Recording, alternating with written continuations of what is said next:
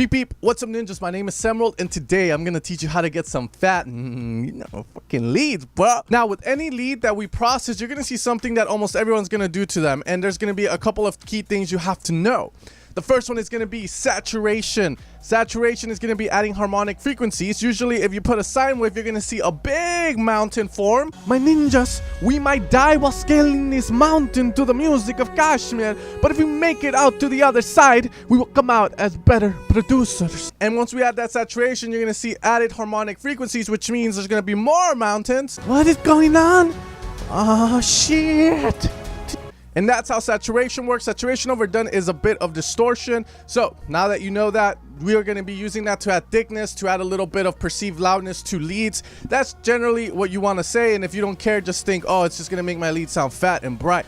The next thing is going to be compression. Now, compression in our world is going to be used more for color because since leads are almost dynamically stable most of the time, you know, they're not jumping all over the place. They're pretty stable. When you have a big room lead that's not going like up and down a lot in dB like a vocal would, we are using it more for color, and the compressor of choice, as you guys know, is the OTT or the OTT preset inside of Ableton under the multi-band compressor or multi-band dynamic. So we're going to be using this as well. What it's going to be doing is it's going to be doing downwards and upwards compression. I'm not going to get into it because I know a lot of you guys don't care. You just care about how it sounds. But if you want to read more on that, just Google it. It's also going to do upwards expansion and downwards expansion. Next thing we're going to be adding is some EQ. And the EQ is going to be good for adding more color and also mixing the leads, making sure they fit inside the track. Gladly, we're not going to be mixing the leads into a track in this one, but usually a good rule of thumb is to cut the lows you're not using. You know, don't do it harshly though. Also activate oversampling. You can do this in Ableton via that, and then you can EQ your leads properly. The next thing we're going to add is going to be some reverb, and reverb is going to make our lead sound like it's inside a church. That's our god. That's our god. You guys know that. There's going to be different types of reverbs, and just to give you guys a little brief introduction of the reverbs, you're going to have a hall, plate, and also you're going to have room reverbs. Room reverbs are good for drums, for bass lines, because they tend not to have high decay times, and they also tend to kind of add more to the sound, like a layer of the sound, rather than, you know, adding that whole big reverb to the sound. Hall type reverbs are going to tend to push stuff back in the mix if you overdo it, which means they're three-dimensional, and those are good mainly for leads, but you can also go with the counterpart, which is the plate reverb, which pretty much is going to be a two-dimensional style of reverb. With that being said, guys, that's how we're going to process our leads today. You can do this with multiple plugins. There's various third-party plugins for each of the things I did. Sometimes they're called even different things, like Soundgoodizer combined with compression and saturation, the sausage fattener, but you're literally going to get these three things usually. So let's go into our DAW to get this shit going. Woo!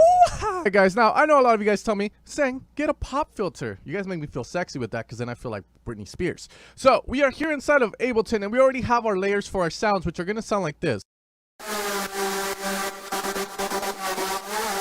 Woo! Fat butt leads right there. So today I'm going to teach you guys how to process these as a whole.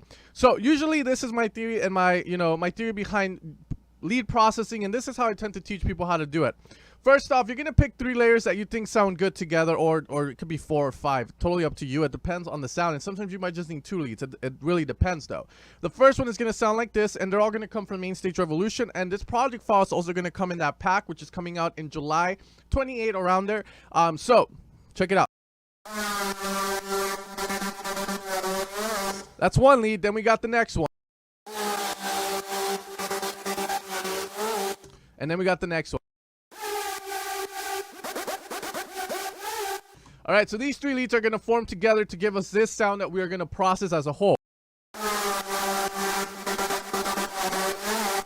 So once we have this, they sound pretty good. So right off the bat, make sure you pick good sounds. We cannot polish turd. We can make turd kind of look good, but it's still going to have that smell.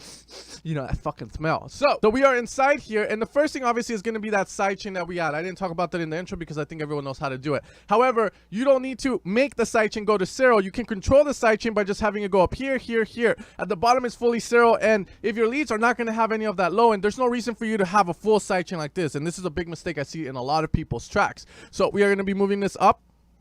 Around here should be fine. You know, we just want to let that click of the kick go through, and usually if you have an LFO like this, that should be enough. Now, the next thing we are going to be doing is a little bit of that OTT love. So we are going to be using the Ableton one. However, you can use the Extra Records one. It's the same technique. It's just that the Ableton one has a little bit more of freedom to, you know, mess with the attack of each, you know, each band, low, mid, and high. but they both give you almost the same results. What we're gonna do is ease up on the amount. We never want to use it at 100% because it's really gonna make our leads just sound really squished.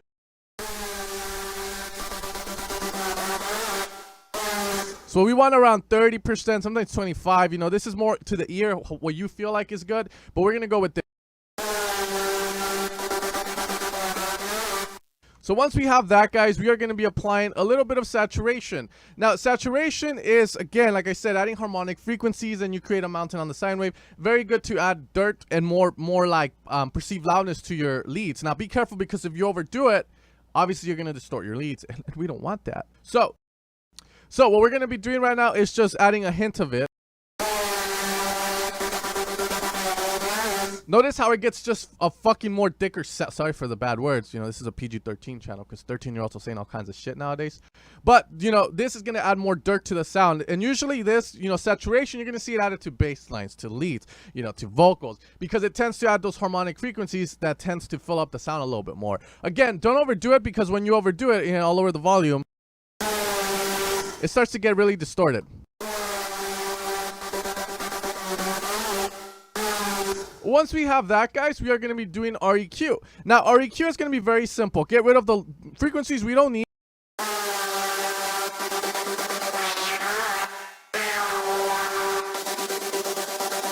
And let's not do some abrupt cut. Now, you are either one of these EQers. There's different types of people that EQ. You're going to be one of the guys that instead of cutting, you're going to boost the shit out of the highs. That's going to be like Maurice West. It's not wrong, by the way, and I'll tell you guys why right now. And then you can be the one that just cuts, you know, those frequencies that aren't needed. Because if you think about it, this is going to, if you just boost the, let's say the highs, it's going to be the same as if it was looking like this. You can see that. There's kind of like a relative function there. So why not just remove the mids down instead of just boosting the highs and then you know, going that route? You know, if you guys think about it, it's the same exact shit. If we, sorry, whoa, this crazy EQ.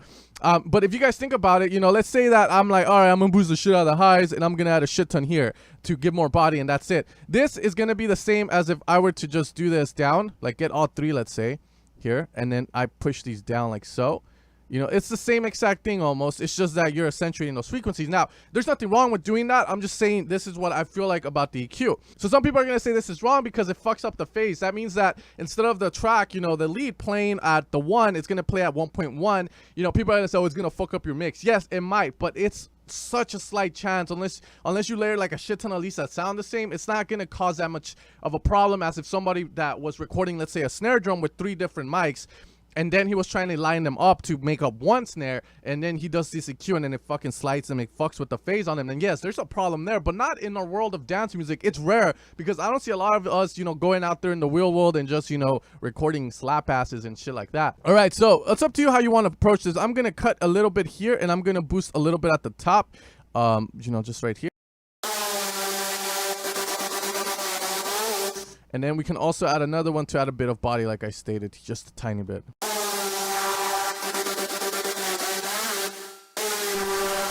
So notice how much cleaner it gets. So that's what we want. Let's kind of ease up a little bit on the highs because they are getting a little bit, yeah. Let's kind of get a little bit rid of these here. Tame them. All right, cool. Now we are going to be adding some reverb. Now, reverb is very, you know, a very strategic type of effect. You have to be very strategic because it can fucking ruin your lead if you don't know how to use it right. So what we're going to be doing is, there are 2 ways we can do this. The reverb can either go in front of the chain. You know, we want the sidechain to be the last, by the way, so we're going to add that over here. Or it could go behind the OTT or the saturation or right here. Now, if you put the reverb right here, then the reverb's going to get affected by the EQ. If you put the reverb right here, then the reverb's going to get saturated as well. If you put the reverb right here, then I think you guys know, it's going to get compressed and it's going to be more in your face. So it's totally up to you. It's very strategic, and there's no right or wrong with this because they each give you different things. As long as your mix doesn't suffer the consequences and you like the sound, then totally go for it. You know, one of my, you know, beliefs is that in order for you to have a sound, you can either make really good melodies that are unique to your brand, or you can mix, which, you know, whenever you hear a mix and you're like, wow, this sounds like this guy because he always does this to his leads. It sounds like the reverb's always in your face. You know, it's called creative mixing. So there's also that. And some people might be like, oh, it sounds like shit. But if you think it sounds good, then that's what matters. There's a limit to that, though, because if you know, you're making shitty mix downs that everyone thinks sucks, then there might be something wrong with you. All right, so I'm going to be adding reverb around maybe 30% there. Let's go with some high quality here. We're going to get rid of the high cut. Let's add a low cut and just have this like so. And actually, let's get that high cut in there. And then we are going to be using these. Now, these are going to be EQs, guys. Input processing is EQing the sound as it comes in. Diffusion network is EQing the reverb as a whole. Usually, the way I just explain it so people don't get confused is that it's an EQ for the sound coming out of the reverb. So if you have, let's say, 30% reverb and that reverb sounds a certain way, too much low end, you can use this to cut that out. So once we have that there, we are pretty much done processing our lead. Now, you can cut out a lot of things here, and you can also take it a step further by adding overdrive. There's also tube saturation, which is a bit different, but I usually like to go with this. If I use overdrive, I tend to do it on individual leads like this. Without it, with it, it's going to add a lot of body, you know, so play around with that. The overdrive is an awesome trick inside of Ableton that you guys can get straight into. Finally, once we get all that together, it's going to sound like this. Let's check it out. Are you ready for the drum?